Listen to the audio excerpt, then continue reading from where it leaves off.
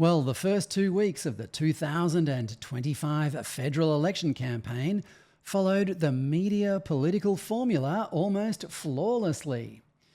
The politicians kept their appearances to media-only photo opportunities. The journalists restricted their questions to easy, trivial issues, and most importantly, real people and real concerns were avoided with the same grim resolve as the Easter Bunny avoiding Lakemba and Dandenong. Yesterday, polling booths opened. People are actually voting in this election, and the significant questions haven't even been asked, let alone answered. Whatever the outcome of this election, you can bet it won't alter the disastrous course in which Australia is now heading. So, apropos of nothing, at least as far as this election is concerned, allow me to pose for posterity the 6 obvious questions the media failed to ask the two major parties in this utter farce of a democratic election. Question 1. How many Muslim migrants is too many?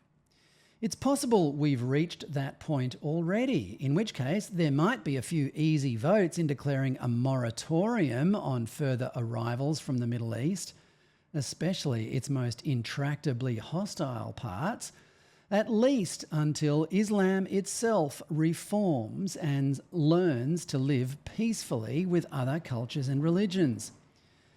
They're not the only ones. Just this week, we've had migrants allegedly burning a mother alive in a car, and others rioting on the streets of Footscray in defence of a psycho who previously attacked cops with a knife. And while we're on the topic of migration, I enjoy a good vindaloo as much as the next bloke. But why have Indians suddenly become the main source of our migrants? It's not as if there's any shortage of British or European people who would gratefully settle here, assimilate and contribute with slightly more vigour and cultural vibrancy than we get from the current crop of Uber drivers and delivery riders. Every other issue that has been given prominence in this election campaign pales before this one.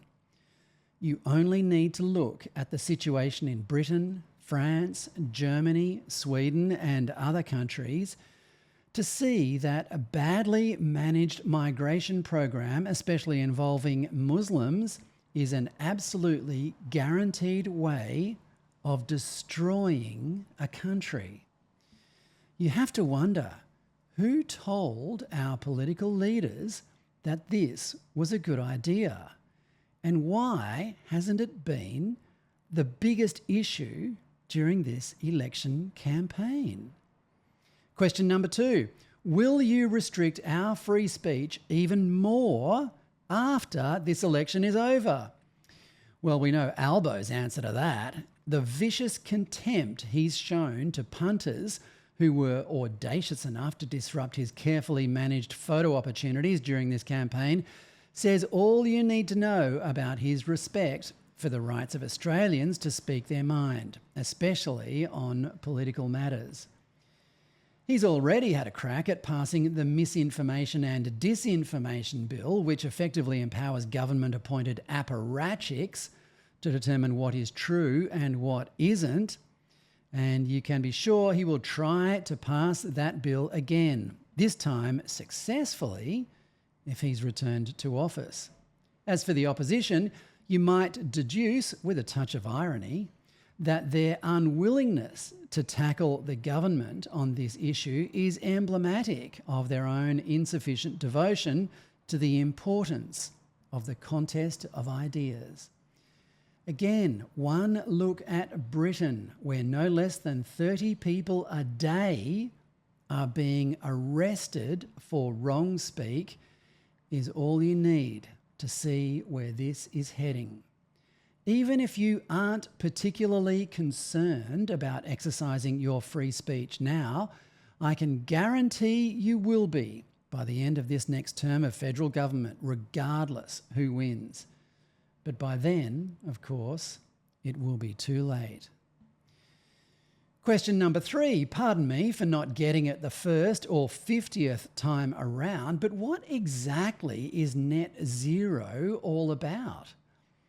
Are we going to change the weather by reducing our emissions of carbon dioxide, the gas which trees rely upon to grow, even while China and India increase their emissions using our coal? I know both leading political parties are obsessed with it, but I still don't understand how you can change the weather by, for example, installing solar panels on rooftops, especially ones made by Uyghur slaves in China. Immediately after it won the 2022 election, Labor published a poster thanking its environmental supporters and promising climate action. What even is that? And 3 years later, has any of that action actually affected the climate yet? Question number 4. Why is it that in return for the tens of billions of dollars we spend on education every year, all we seem to get is generations of kids that are each less employable, less independent, and more neurotic than the previous? Could it be something in the curriculum that is turning them into timid, pessimistic dissidents with an ironic financial dependence on the state? If so, would it be too much to ask one of you to have a look at the curriculum and perhaps rewrite it to remove the anti-Western identity politics and replace it with, I don't know, reading, writing and arithmetic? Question number 5. Are we going to stay in the World Health Organization? We now know that being a member of the WHO during COVID wasn't exactly advantageous. Just ask Daniel Andrews, who followed the WHO agenda more closely than any other Australian politician and is now possibly the most universally despised man in Australian history other than Rolf Harris. Following this globalist cabal led to the biggest social and financial catastrophe in Australian peacetime history, hands down. It's probably a good time now to flip the WHO the bird. So, will you? And finally, question number 6. Why are you so determined to inveigle your way into our lives anyway?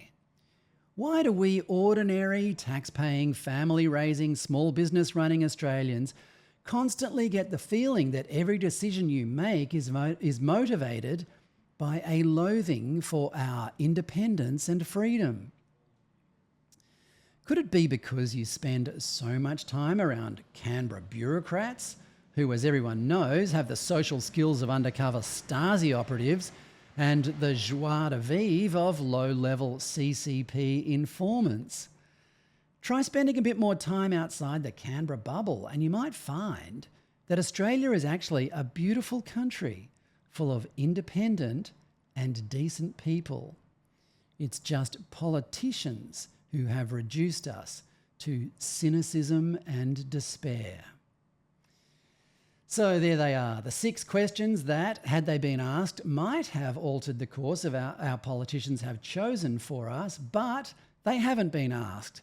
So the best we can hope for now is a managed decline under Dutton or a pedal to the metal date with complete social and economic collapse under Albo. Watch out for them at the dawn service on Anzac Day this Friday. Dutton and Albo might put on a slick performance at controlled media events, but in the dawn light on Anzac Day, as the lone bugler plays the last post, watch for the subtle, forlorn realisation in their expression that neither of them is even remotely worthy of leading this wonderful nation that so many good people died defending.